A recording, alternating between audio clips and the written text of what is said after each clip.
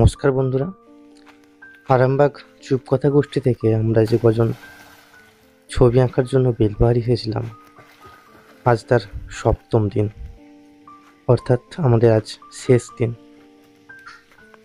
মনটা একটু বিষণ্ণ হচ্ছে বটে। আজ সারাদিন এই ঘাগড়া ওয়াটারফলসে আমাদের ছবি আঁকার পরিকল্পনা আছে। ঘাগড়া জলপ্রপাত, এই ঘাগড়া স্থানীয় ভাষায় ঘাগড়া শব্দের অর্থ হলো কলসভর্তি জল।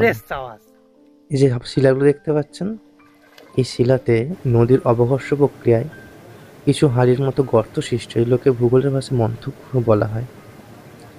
এইরকম হাড়ির মতো গর্ত থেকেই এই জায়গার নাম দেওয়া হয়েছে ঘাগড়া ওয়াটারফলস। কি আর করা যায়, এই অপূর্ব সৌন্দর্য, স্বর্গের মতো জায়গা। আর একটা দিন, কি অপূর্ব সুন্দর, তাই না? আমরা প্রথম দিন এসেছিলাম একটু কিছুক্ষণের জন্য, আর শেষ দিন সারাদিন এখানেতে কাটাবো। ওই দূরে লোকনাথ জায়গা দেখছে, কোথায় বসে জল রং করবে সেই জায়গা সিলেক্ট করছে। আর এইভাবে জলের ঢেউ, জলে গাছের ছায়া, আর তাতে কিছু ছেলেদের ছোটবেলা অপূর্ব কত স্মৃতি মনে করিয়ে দেয়। আর আমরা আমাদের কাজে বসে পড়েছি। এটা শুভায়ুদার কাজ।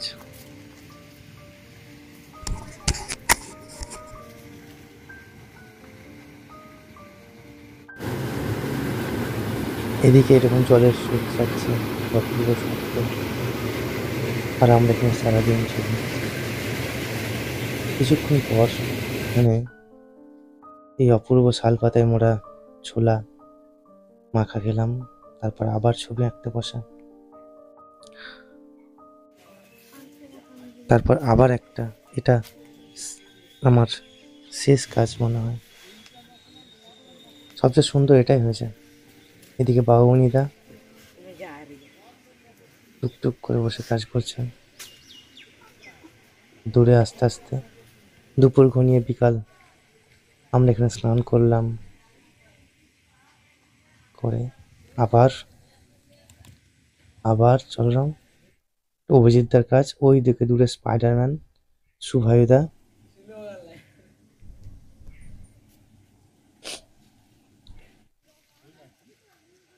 আস্তে আস্তে বিকাল ঘনিয়ে আসছে, সন্ধ্যা ঘনিয়ে এলো। লোকনাথ মুখে ফোনের ফ্ল্যাশ জ্বেলে কাজ করছে। সন্ধ্যার দিকে আমরা বেলপাহাড়ি ফিরে এলাম, আর সবকিছুকে বিদায়।